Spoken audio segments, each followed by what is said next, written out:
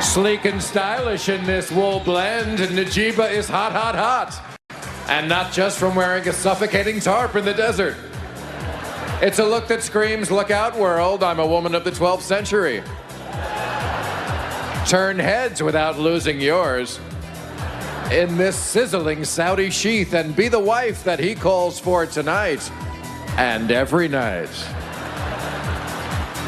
Ah, here's lovely Nima in a coquettish little outfit that showcases the girl inside the woman inside the stifling female containment unit.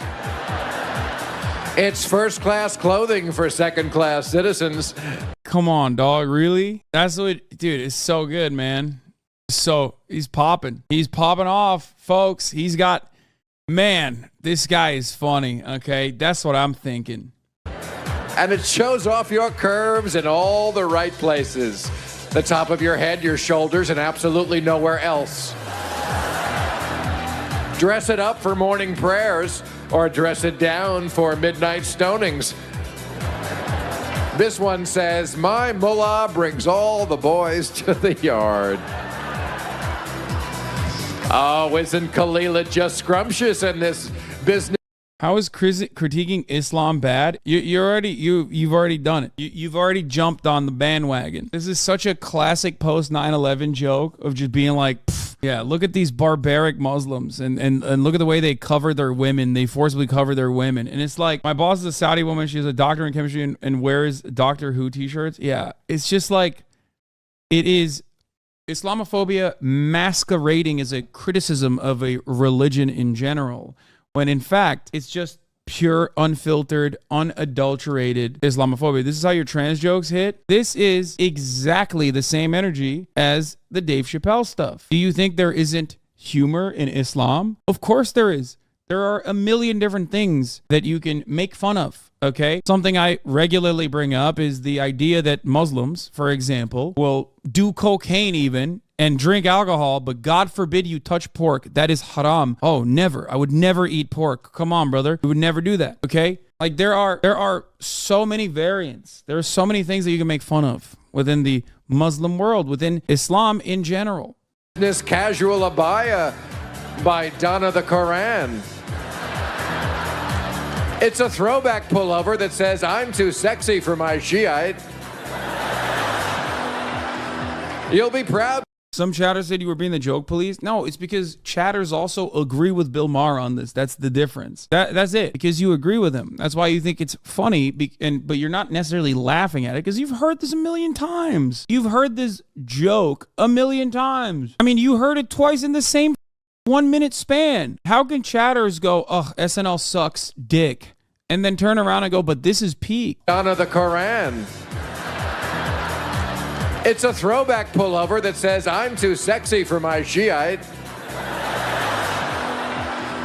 You'll be proud to walk 5 steps. And notice how, as someone from a Muslim background, okay, I'm not talking about the dehumanization aspect here, and I'm not talking about like what this does as far as like promoting Islamophobia and the death and destruction that befalls the Muslim world in the hands of American imperialism. For the trans chatters that are listening, I'm simply critiquing it on how hack it is. And that's the same thing that I do for Dave Chappelle as well. There are ways that you can make jokes about Islam. There are ways that you can make jokes about trans people in general that can hit. There is something that's funny in every aspect of our existence. Steps behind your husband in this ensemble. It's also perfect for when you don't feel like leaving the house, because if you do, you'll be beaten. Available at Kmart by Isaac Jihadi.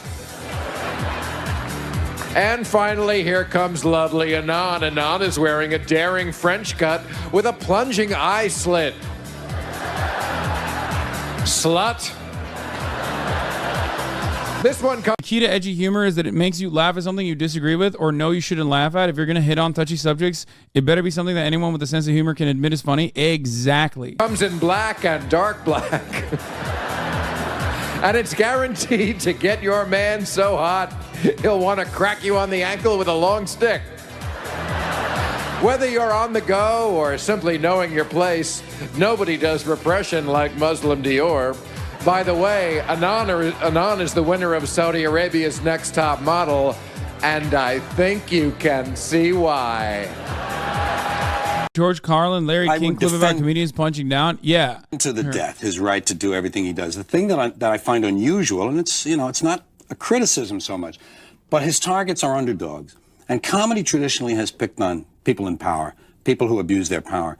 Women and gays and immigrants are kind of, to my way of thinking, underdogs. And, you know, he ought to be careful because he's Jewish.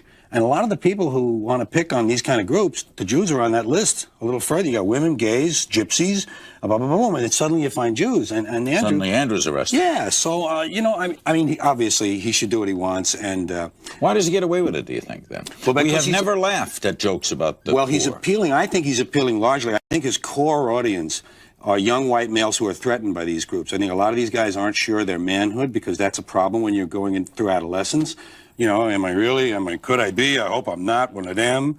And the women who assert themselves and are competent are a threat to these men, and so are immigrants in terms of jobs and the so that's why we as an audience then will laugh. You say we. I don't think you're. No. But I think you're collective we. I think that's what is at the core of that experience that takes place in these arenas is a certain you know, a sharing of anger and rage at these targets. And I'm sure Andrew isn't that angry at them. I'm sure he's playing it as a comic. The difference is that Maher is transparently trying to dunk and humiliate Muslims as a group, just using humor as a tool for that, except it's just not funny. That's the difference. Would be a Republican today, by the way. Yeah, I know. A lot of people consistently say that George Carlin would be a Republican, and it's like, I think they genuinely have not understood a single thing, a single George Carlin joke ever if they say something like that. It's just like, I think, was it Squirrel who found, I think it was Squirrel who found a George Carlin bit that even I hadn't seen. I don't even think it was a bit. It was just him talking about how he's like a Marxist. I unfortunately think Carlin would have definitely fell for the cancel culture shit, unfortunately. No, I think he would have been like Bill Burr. I think he would have been exactly like Bill Burr. Like, light commentary on cancel culture overall, but oftentimes just like completely moving away from that because he recognizes it as like a hacky thing. He was not a Marxist. No, he himself referred to himself as a Marxist, I believe. He began a sentence a little while ago with it's not a surprise. It shouldn't be a surprise. It shouldn't be a surprise that rich white men don't care about poor black people, period. So they're not high on their list. They're not high on their list. George, they're I love you, George, they're not, but that's I don't nonsense. care if you love me or not. That's They're nonsense. not high on the conscious or the subconscious list of those people who are in charge of things in this country. The owners, forget these foolish elections, the owners of this country don't care about the poor in general. I'm telling you, if you don't believe me, Wait, is this Karl Marx talking to me? The owners of this country are the voters of this country. You're wrong about that, my friend. Aren't the owners of this country the voters in this country who elected George Bush? No, they're not. Listen, politics, these elections are a charade. It is a charade. Oh, okay. It is, they are meant to... Well, I'll tell you, just listen for a minute. Learn a little something. The elections and politicians are in place in order to give Americans the illusion that they have freedom of choice. You don't really have choice in this country. And let me ask you this about the looting. Would you agree that there was two kinds of looting? That there was the kind where people were